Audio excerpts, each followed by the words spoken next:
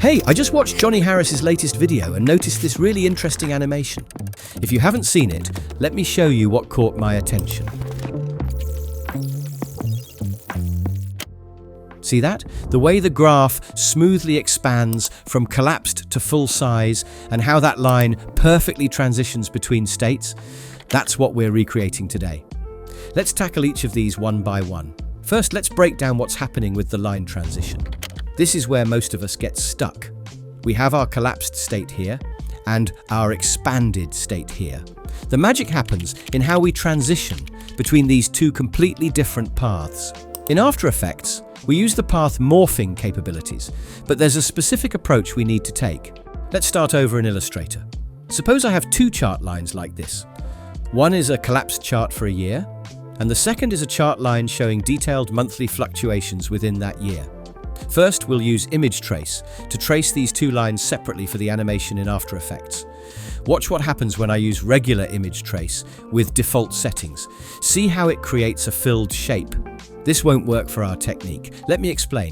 If we trace it as a shape, when we import it into After Effects and apply the method we're using, the result will look like this.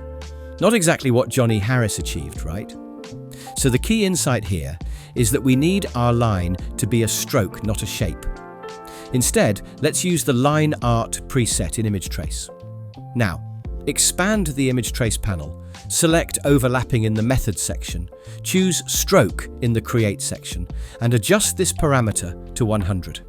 Then I'll adjust the threshold until I can see our entire line. Next, select that line, then go to Object Path Smooth. Adjust the smoothness percentage to make it look nice and fluid. I'll do the same for the second line from our expanded state. Now let's go back to After Effects with our properly prepared strokes. I'll convert both line layers to shape layers.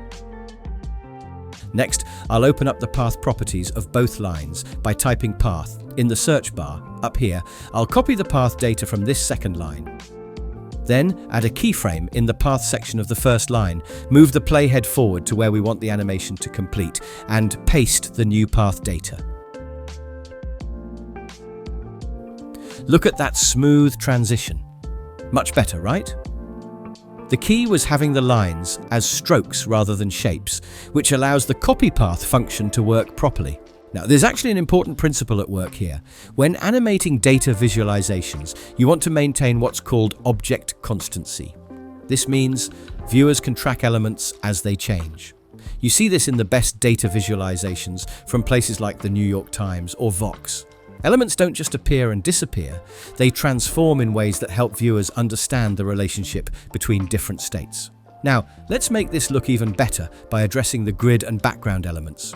For the grid, we could use Illustrator's pattern generation tool, but honestly, for something this simple, I just created it manually.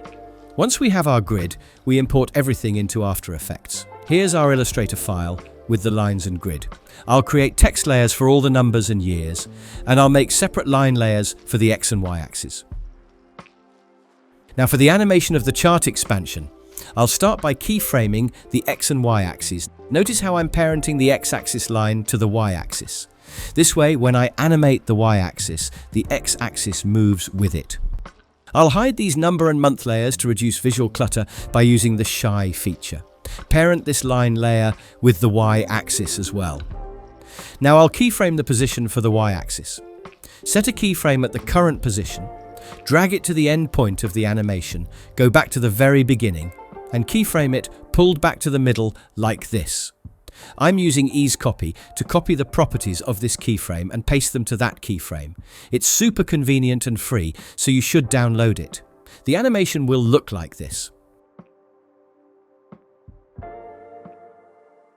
Now create a shape that covers the entire grid and X-axis.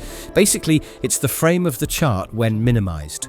Then set a matte for the X-axis and grid using that shape layer. Rename the mask layer to make it easier to find. Then parent it to the Y-axis layer. It looks a bit weird, but that's okay. Now select the anchor point tool here and drag the anchor point to the middle of the left edge. Press S to open the scale properties. Uncheck the constrain proportions option. Then set a keyframe at the beginning, move to the end point of the animation and increase the horizontal scale parameter like this. Continue using Ease Copy to paste the properties from the previous layers. And we've finished the animation for this part. Looks really satisfying, doesn't it? Now, when we combine this with our line transition from earlier, we get this beautiful, seamless animation where everything expands together. For the text and numbers, I'm just using basic position keyframes and parent, nothing fancy. Now let's add the final touches. First, add an overlay layer for the background. This could be a vintage paper texture or whatever suits your needs. Simply drag it above the background layer, then adjust the blending mode and scale appropriately. Next, let's stylize these line elements a bit. I'll use the roughen edges effect, adjust the parameters as I'm doing now.